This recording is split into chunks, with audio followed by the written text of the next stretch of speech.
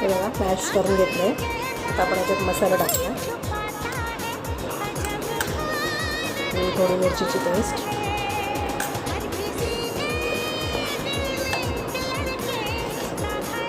मीठ,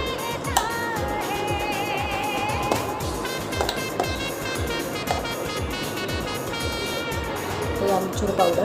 याच्यात लिंबू नाही टाकायचं आहे, आमचूर पावडर टाकायचं आहे. आंबट, गोड आंबट तिखट असं याची टेस्ट असणार आहे.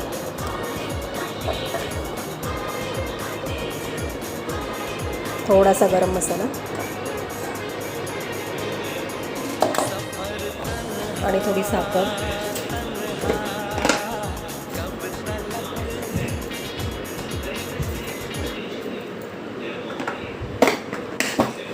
आता याला आपण व्यवस्थित मिक्स करून घेऊया. हे बघा पुरण तयार आहे. आता आपण लाटायला घेऊया.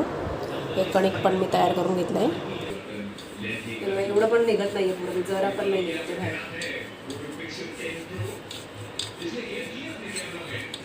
असे थोडे थिकच ठेवायचे आपल्याला, कारण ते खाताना असं आपल्याला छान केळं तोंडात लागला पाहिजे ना, नुसतं पीठ पीठ नको आलं पाहिजे.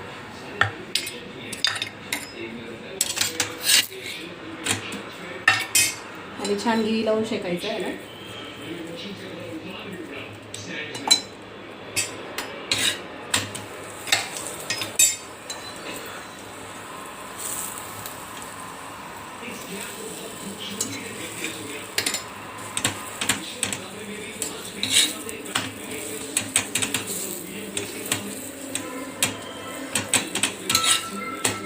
हे जैन लोकांसाठी आहे, कारण ते लोक बटाटा खात नाही ना, त्याच्यामुळे ते बटाट्याच्या ऐवजी कच्चा केळाचा वापर करतात.